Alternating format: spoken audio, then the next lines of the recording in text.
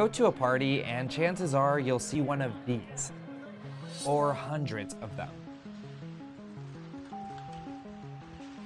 The red party cup is a staple at parties. Beer pong wouldn't be the same without it. There's even a song about how beloved they are. Red Solo Cup, I fill you up, let's have a party.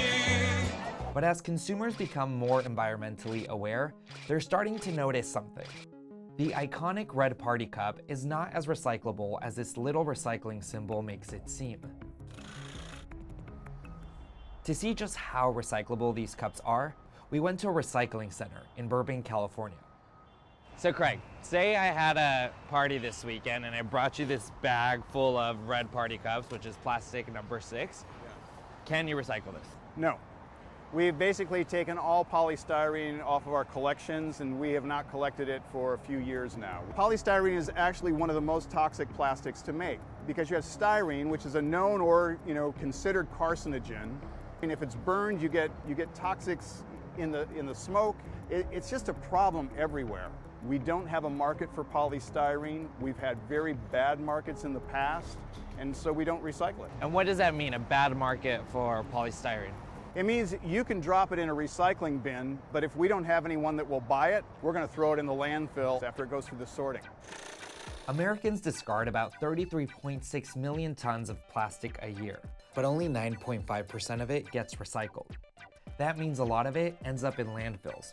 And once things like plastic cups are in a landfill, experts say they take around 450 years to decompose. Disposability is a serious problem. This is oil to plastic. Some people call it the biggest oil spill on Earth. And if we don't get to durability, we're only going to increase those problems.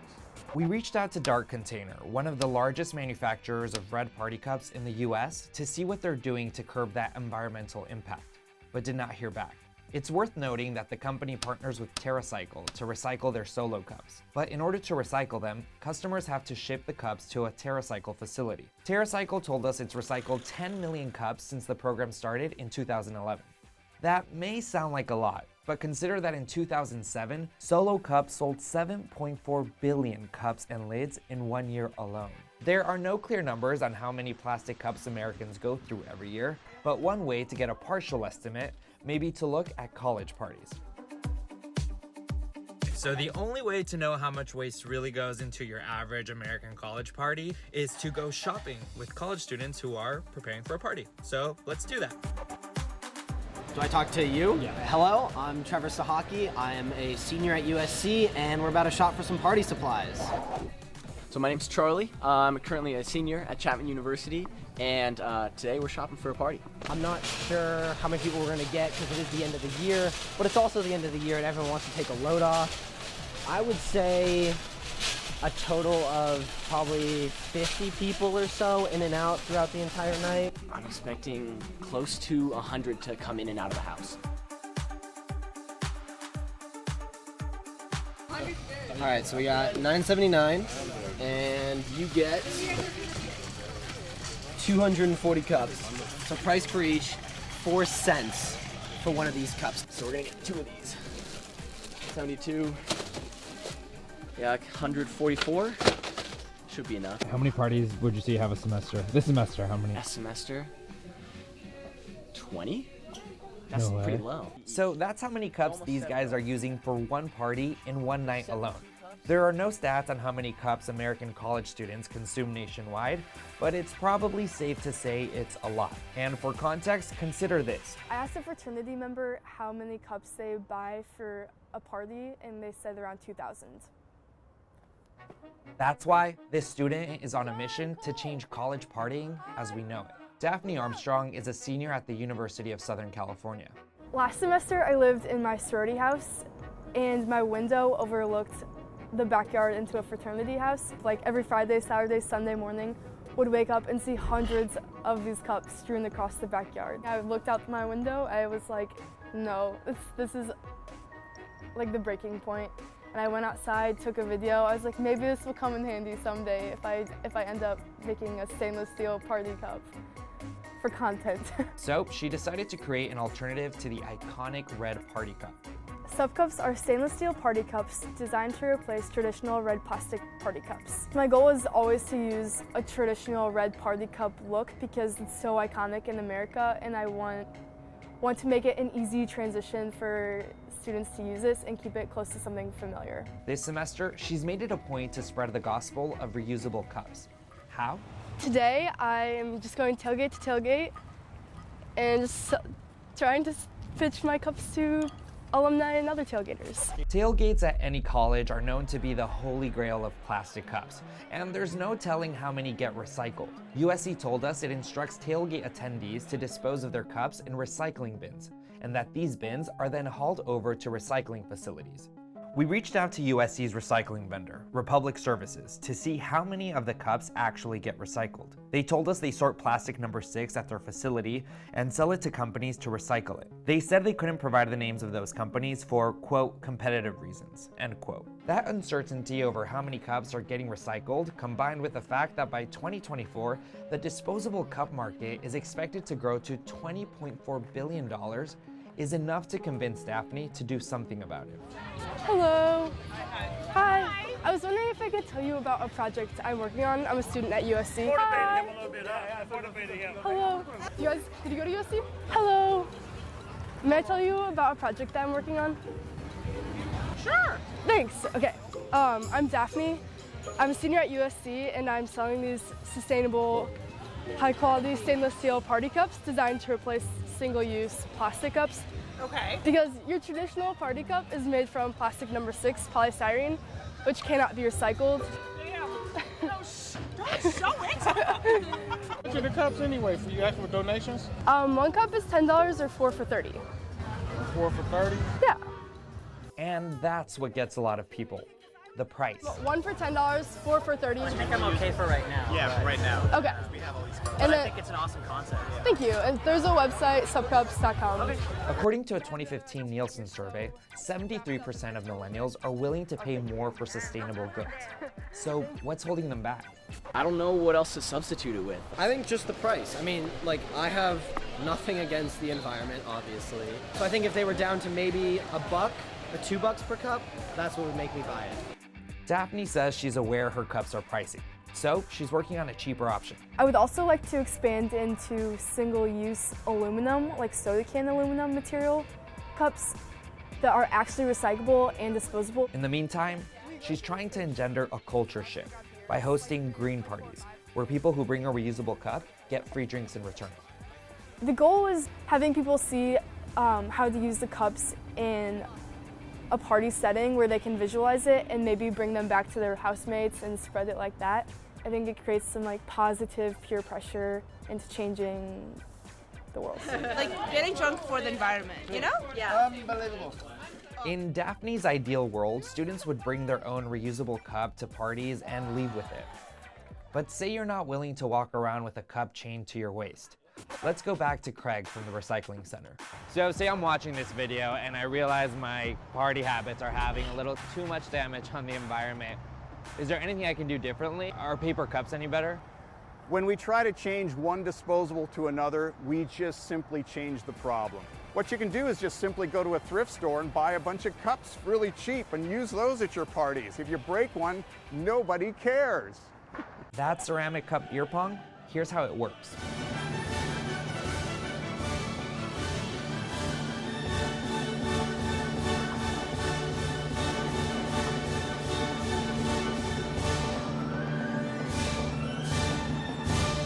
And if you're looking for one other way to make your partying greener, Charlie's got you covered. Or any type of game, you're gonna use these red Solo cups for them. And in beer pong especially, don't even crack the beer, put it in there. Just crack the beer and keep it on the side, or drink your own drink on the side. It's spreading. How do you make your partying more green? Let us know in the comments.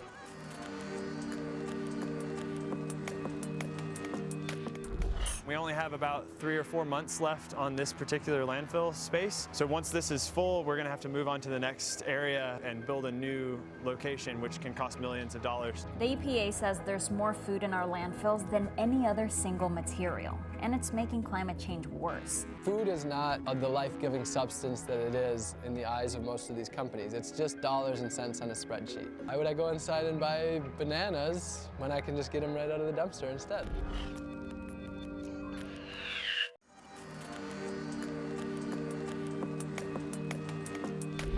This is me at a landfill close to Atlanta, Georgia. That smell is so strong. Where among the jeans, sofa cushions, and plastic bottles, there's food.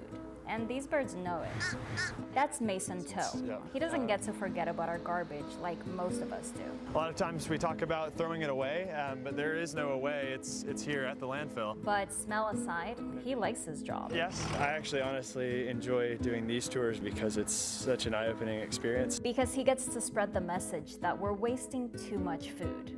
Well, we're wasting a lot of things, really. But this story is about food waste. The EPA says there's more food in our landfills than any other single material, and it's making climate change worse. Here's what happens. When food rots, it produces methane. That's a greenhouse gas 28 times more potent than carbon dioxide. Food waste emissions contribute to global warming almost as much as road transportation. It's also clogging up landfills. We only have about 3 or 4 months left on this particular landfill space. So once this is full, we're going to have to move on to the next area and build a new location, which can cost millions of dollars. So where is all this food coming from? Well, in the United States, from our homes mostly. In wealthy countries, consumers tend to buy too much food and then have to throw it out when it goes bad. I would know. That's definitely not good. But food is also getting wasted in grocery stores. Rob Greenfield knows where to find the stores with the best food in their dumpsters. Shall we? He's gone 4 months eating almost exclusively from garbage bins. These have been some of his finds in Chicago, Cleveland, and New York City. Every town that I passed through on my bike ride, I'd continue just looking in the dumpsters, and I found that dumpster after dumpster after dumpster all across the United States was filled to the brim with perfectly good food, and I just thought, why would I go inside and buy bananas when I can just get them right out of the dumpster instead? Okay. Speaking of bananas, that's exactly what we found at our first stop at Sprouts in Orlando. Oh, wow, look at all those beautiful bananas. But they were locked in a compost dumpster. They are composting.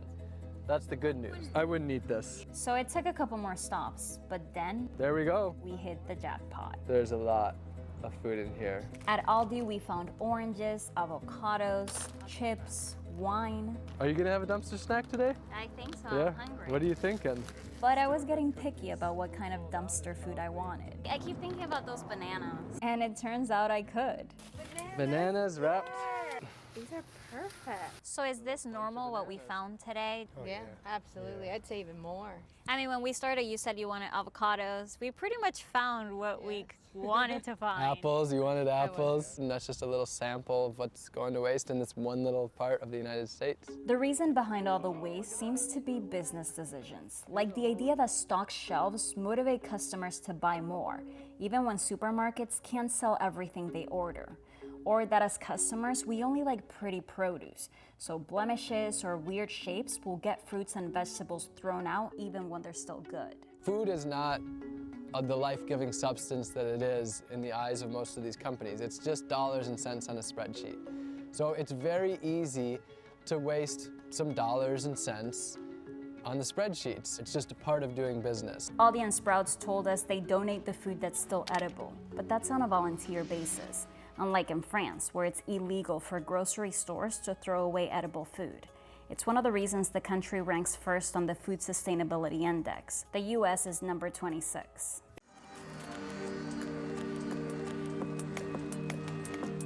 And you know what? We come in here torn up. For example, where I come from, you really want to know. I'm a crack addict, 65 years old.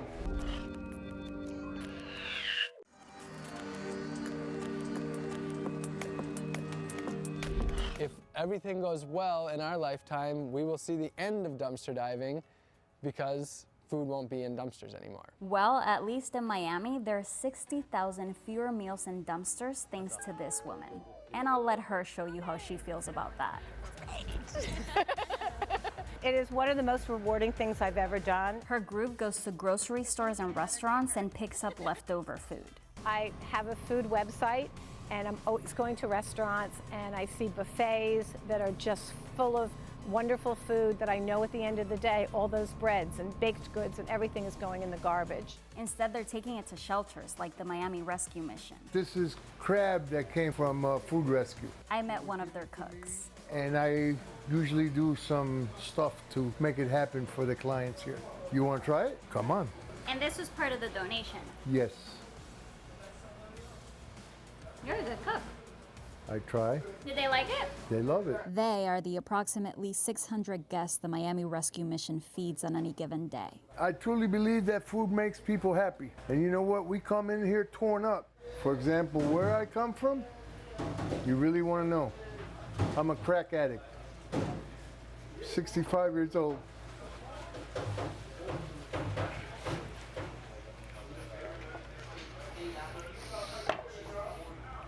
Been doing crack for over 40 years. And I come from a great family. I messed up a whole bunch of things. And this is my way to give it back today. There was a little knot on my belly every once in a while going to bed without food. Doesn't happen today. If I could pay it forward, that's what I do. With the amount of food we currently waste around the globe, we could solve the world's hunger problem nearly twice over. But until we figure out how or build up the will to do it, we have people like Ellen, her volunteers, and Juan, who take the good food some of us throw out and give it to the people who need it, and in the process keep it from harming the environment.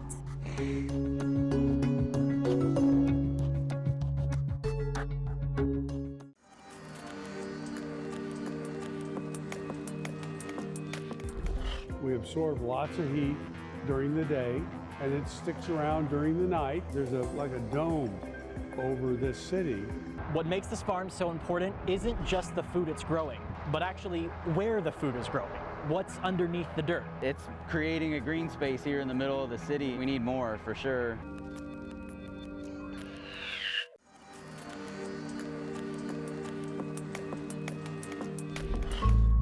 Dallas has a problem. Actually, lots of cities do. We have a disproportionately high amount of concrete. And that means temperatures here can be 10 to 20 degrees higher. Cities like Phoenix, Las Vegas, Denver, and DC are all dealing with the same thing. You're gonna have to incorporate green space into it. If not, really severe problems will continue, thanks to something scientists call the urban heat island effect.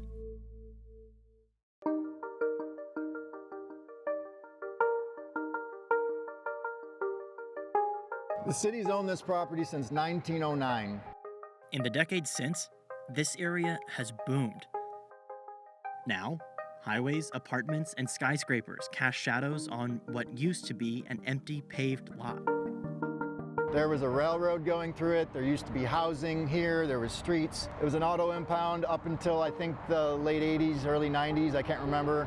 And then the building burned down, and then it sat vacant for a while. That's when Stephen Smith and James Jeffers got a hold of it. They served in the Army together. And when I first met them, they were onto something good. We want to plant a little bit more of the plant in the ground. They created a nonprofit called The Farm that taught other veterans coming home from war how to grow their own food. Dirt has such a healing effect in farming, and just working side by side. The more of the stem you plant, the more roots you get. The silver lining is the farm's doing way more than just helping veterans. It's combating a hot problem.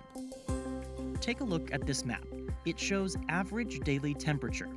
All the reddish colors around downtown mean it's hotter there than in the suburbs, colored in more mild blues and greens. In one image, this is the heat island effect. We absorb lots of heat during the day, and it sticks around during the night. There's like a dome over this city that has the heat here. And even between downtown and where I live, it's about a 5-degree difference a lot of times. You can go to the outlying suburbs as much as 15 degrees. The temperatures vary that much in other cities too. Studies say Phoenix, Louisville, Kentucky, Denver, DC, and Albuquerque, New Mexico have some of the highest differences between the urban core and the rural suburbs. And that difference, in some cases, can exceed 20 degrees. I hopped on Dallas's old-school trolley line, which loops through most of the city center. I can't help but notice what all these people have been telling me. There really is concrete everywhere, with very few trees and virtually no water. Those things, which many other cities have, help curb heat island effects.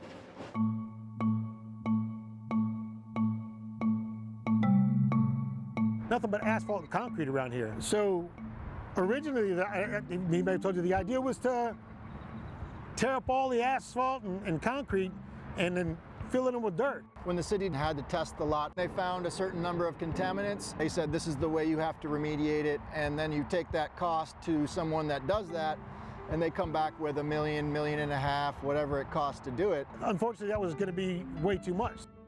Since the team couldn't get rid of the asphalt, they basically built a green space on top of it. A layer of clay for drainage, then compost and manure, then topsoil. If you're really interested in becoming an urban farmer, you can scale up from what we teach you here and do your own thing. What makes this farm so important isn't just the food it's growing, but actually where the food is growing, what's underneath the dirt. Right now we're about 3 feet above the pavement. As we add more and more and more material, this will get taller and taller and taller. While Dallas's heat island problem isn't the primary concern at the farm, what they're doing here is helping. It's all part of the bigger picture. I mean, in the heat island effect, we're worried about these buildings around here. They reflect heat, and then like the surface we're standing on is concrete. We have a disproportionately high amount of concrete in the city. In 2017, the Texas Trees Foundation conducted a heat management study. It was one of the first comprehensive looks ever at a major city. It said planting just 250,000 trees would start cooling temperatures here.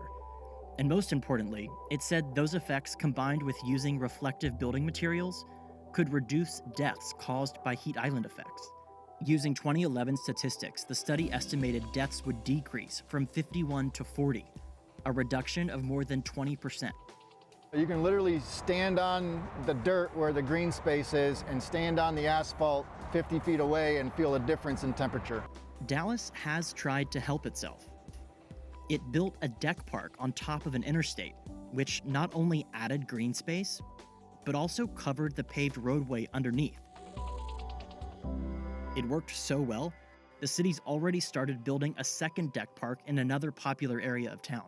You know, awareness is important. Like, I was not aware of a real problem. I knew it was there and people talked about it, and that was for them to figure out. And for me to be part of that solution now was definitely not on my radar 10 years ago, but now it is.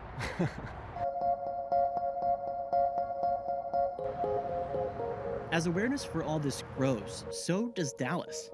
Development here is booming. Need proof? The North Texas region has more construction cranes than anywhere else in the country. And each of the buildings they're working on just add more concrete. Scientists say trying to reverse the heat island effects here could decrease temperatures by as many as 15 degrees. That would turn much of the red on the temperature map to milder blues and greens. It's creating a green space here in the middle of the city. We need more, for sure. Environmentalism, I look at it a whole different way now, you know? It's not hippy-dippy, it's not granola, it's just important.